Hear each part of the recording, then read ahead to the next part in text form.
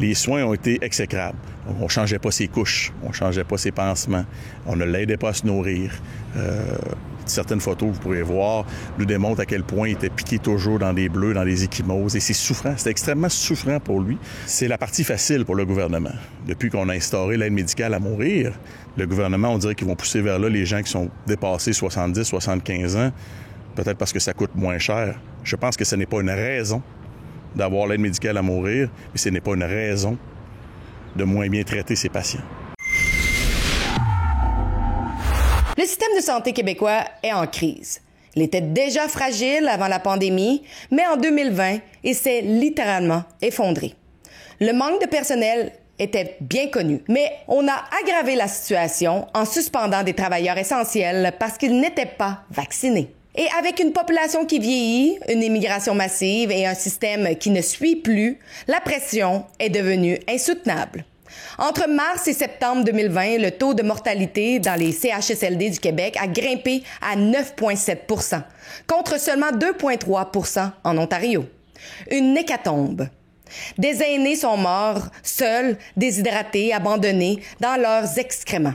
2 enquêtes indépendantes, une menée par le protecteur du citoyen, l'autre par la coroner Guéanne Kamel, ont révélé des défaillances graves. Aucune préparation, négligence, soins dégradants. Pourtant, à ce jour, aucune commission d'enquête publique n'a été lancée. Et la situation reste critique. Des patients meurent encore dans les urgences, sur des civières, faute de soins à temps. Et les autres négligences de soins continuent. Le Québec est maintenant la province où l'aide médicale à mourir est la plus utilisée. Posons la question franchement. Qui voudrait finir ses jours dans l'indignité? L'histoire de Jacques Teasdale, un ancien journaliste, en dit long. En 2020, un TACO révèle un cancer du poumon à un stade précoce. Un suivi est recommandé, mais son pneumologue n'envoie jamais la demande. C'est ce que confirment les documents médicaux obtenus par son fils Olivier. Environ 4 ans plus tard, on découvre que le cancer est rendu au stade 4. Trop tard. Ces derniers jours sont décrits comme dégradants par sa famille.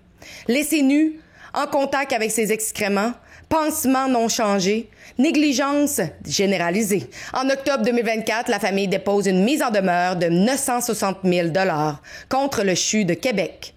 Le médecin de famille, le chef pneumologue et l'infirmière praticienne pour négligence grave et maltraitance humaine. 3 infirmières ont tenté d'aider et de dénoncer la situation.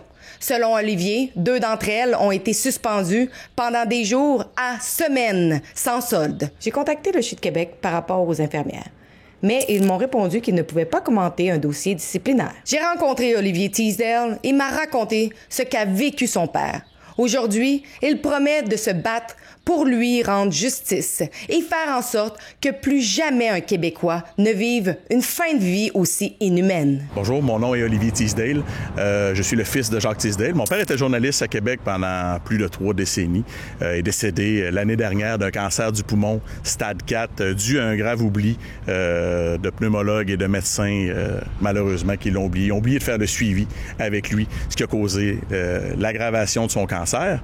Donc, mon père est décédé le 16 juillet 2024, malheureusement, des suites de ce cancer-là. La seule chose qu'on comprend, c'est que le 12 janvier 2021, quand mon père est sorti du bureau du pneumologue, il est sorti avec une bombe à retardement dans les poumons. Puis à partir de cette journée-là, il n'y a plus jamais personne qui a suivi mon père pour lui dire qu'il y avait quelque chose d'important au poumon. Il y a une radiologiste qui a avisé le pneumologue pour lui dire que mon père avait un adénocarcinome. Il y a une pharmacie qui a avisé le pneumologue pour dire que mon père surconsommait le Ventolin au niveau de ses poumons. Jamais on n'a rien fait. Jamais on n'a réouvert son dossier. Jamais on a pris le temps de dire on va consulter M. Teasdale parce que ça ne va pas bien. Jamais on a pris ce temps-là. On l'a laissé mourir tranquillement, en souffrant, puis dans les soins de très, très, très faible dignité, malheureusement. Les soins de fin de vie, hein, on s'attend, après avoir été oublié par le système, par le médecin, par le pneumologue, d'avoir de meilleurs soins pour la suite des choses. Malheureusement, ça a été, pour lui, un calvaire, si vous me pardonnez l'expression, en fin de vie. Les soins ont été exécrables. On ne changeait pas ses couches, on ne changeait pas ses pansements, on ne l'aidait pas à se nourrir. certaines photos, vous pourrez voir, nous démontrent à quel point il était piqué toujours dans des bleus, dans des ecchymoses. Et c'est souffrant. C'était extrêmement souffrant pour lui. Parce que c'était un homme d'une bonne carrure, d'une bonne stature, qui était fier et fort. Et pour la première fois de ma vie, j'ai vu mon père pleurer de douleur parce que c'était rendu insupportable pour lui. Donc, les soins ont vraiment été de mauvaise qualité.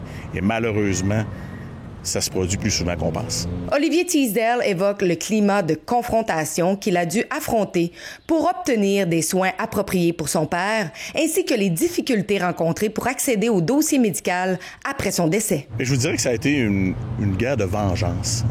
On était dans l'affront.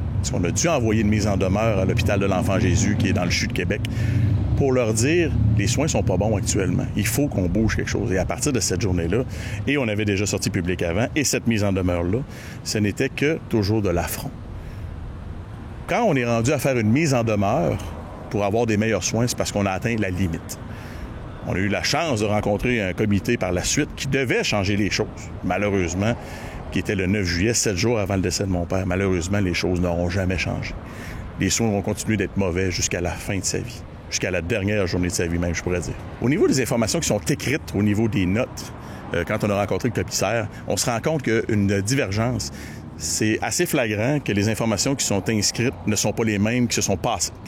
Donc, on peut voir qu'on nous disait qu'on changeait des pansements puis les couches. Étant fils de journaliste, pour avoir suivi mon père longtemps, je peux vous dire qu'on a fait des démarches afin de s'assurer que c'était fait. On mettait du Sharpie sur les pansements et les couches pour voir si ça avait été changé pour vrai. Puis on nous dit « Ah oui, ça a été changé, c'est écrit dans le livre. » Et en leur montrant que ça n'avait pas été fait, on dit « Pourtant, c'est écrit, mais c'est pas fait. » Donc, les gens écrivaient qu'on changeait les pansements et les couches, mais malheureusement, c'était pas vrai, ça ne se faisait pas. Donc, ça faisait que mon père, pendant 24 heures, 48 heures, baignait dans ses excréments, son urine, les plaies au niveau de ses jambes qui coulaient énormément. Donc, il baignait là-dedans. Ce qu'il fallait pas, parce qu'il fallait pas qu'il développe d'infection avec la maladie supplémentaire. Donc, beaucoup d'informations contradictoires entre ce qui est écrit au livre et ce qui se passait vraiment sur le terrain, dans la chambre de mon père. M. Teasdale déplore la suspension d'infirmières qui, selon lui, tentaient simplement de faire leur travail et d'aider, mais qui sont aujourd'hui sanctionnées par le CHU de Québec. En fait, il y a 3 infirmières qui nous ont parlé. Actuellement, on sait qu'il y en a 2 qui ont été suspendues, dont une principale qui nous a aidé beaucoup au travers de ce dossier-là. Puis on trouve ça, comme pour la famille, aberrant de voir que les personnes qui font de belles choses et de bonnes choses, dans les informations qu'elles nous ont données, les dénonciations qu'elles ont faites devraient servir plutôt à faire que ça ne se produise plus. Mais malheureusement, le CHU de Québec a décidé de les suspendre. 30 jours, 60 jours, 90 jours, sans salaire. Mais pourtant, ceux qui ont mal soigné mon père, les médecins qui ont oublié mon père, sont toujours à l'emploi avec leur plein salaire, profitent de la vie. Puisque maintenant, on a 3 infirmières qui ne peuvent plus faire pour 30, 60 et 90 jours.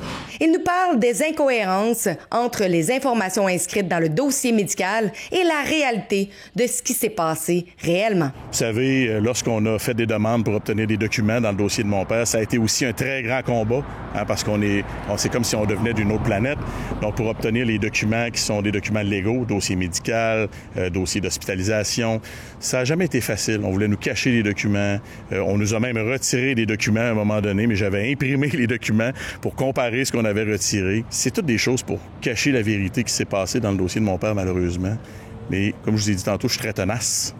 Et les documents, maintenant, je les ai. Puis je vais travailler avec ces documents-là. Mais aujourd'hui, c'est triste de voir qu'en 2025, les gens ont de la difficulté à obtenir des documents qui peuvent les aider dans leur propre dossier. Une mise en demeure de près de 1 million de dollars a été envoyée aux personnes et institutions impliquées dans le dossier de son père. Olivier nous explique ce qu'il souhaite accomplir. Actuellement, on a déposé une mise en demeure judiciaire avec une réclamation. On poursuit le CHU pour 960 000 $ pour rétablir la justice au fait de mon père, mais il faut aller plus loin que ça. Il faut aller plus loin qu'une simple poursuite. Il faut que le CHU, maintenant, prenne son bâton de pèlerin, pour ne pas donner la mauvaise expression, mais qu'il y ait au-delà de ce qui se passe. Il faut que ça s'arrête. Il faut que ces mauvaises pratiques-là, il faut que ces oublis-là deviennent imputables aux médecins, deviennent imputables aux infirmiers, aux infirmières. Puis je sais qu'il y a des gens qui travaillent très fort dans le système, mais par contre, malheureusement, ceux qui ne le font pas devront être imputables maintenant de leurs erreurs. Parce qu'il faut toujours penser que le patient qui vit l'erreur, en plus du stress de sa maladie, vit dans l'erreur commise par une tierce personne, mais ne devrait pas avoir à la subir. Donc, il faudrait que le CHU mette ses culottes. Mais je pense, au-delà du CHU, le système de santé doit être à revoir. On doit prendre maintenant, dire, ça va pas bien. Il y a des erreurs, il y a des oublis. Ça fonctionne mal dans les étages.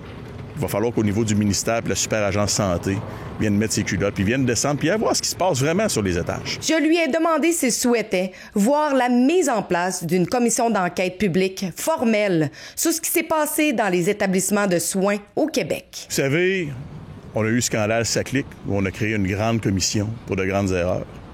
Je pense qu'il devrait y avoir une commission publique maintenant sur le système de santé, sur ce que les gens ont vécu, sur ce que les gens vont vivre. Il va falloir que quelqu'un se penche là-dessus au gouvernement. Vous savez, je ne suis pas surpris de voir que le ministre ne nous répond jamais, parce qu'on a fait plusieurs demandes d'enquête. Malheureusement, le ministre n'ose pas nous répondre. C'est très dommage.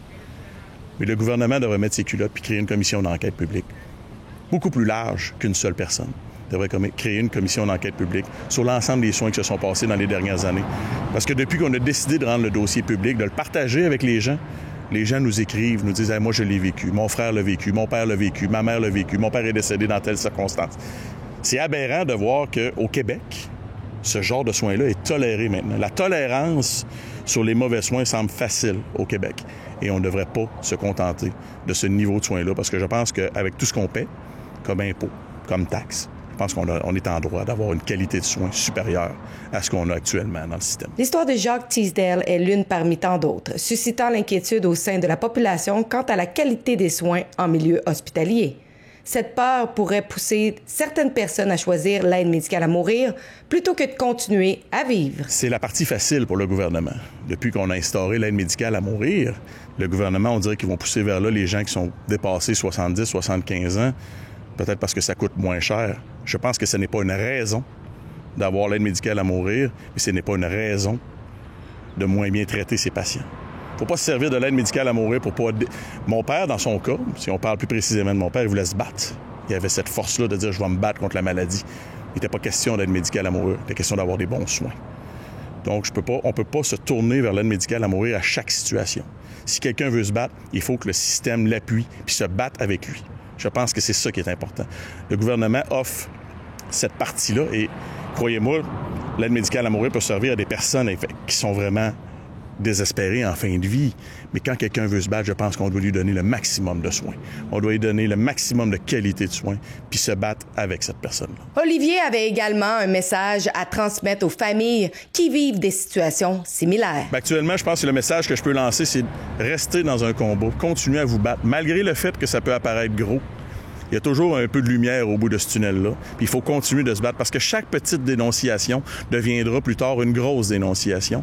Et c'est là que je pense que le ministère va être obligé de se rendre compte à quel point ça va mal dans son système de santé. N'oubliez pas que vous pouvez soutenir notre journalisme à rebelfieldreports.com. Sur ce site web, vous pouvez donner, puisque comme vous le savez, nous ne prenons aucun argent du gouvernement.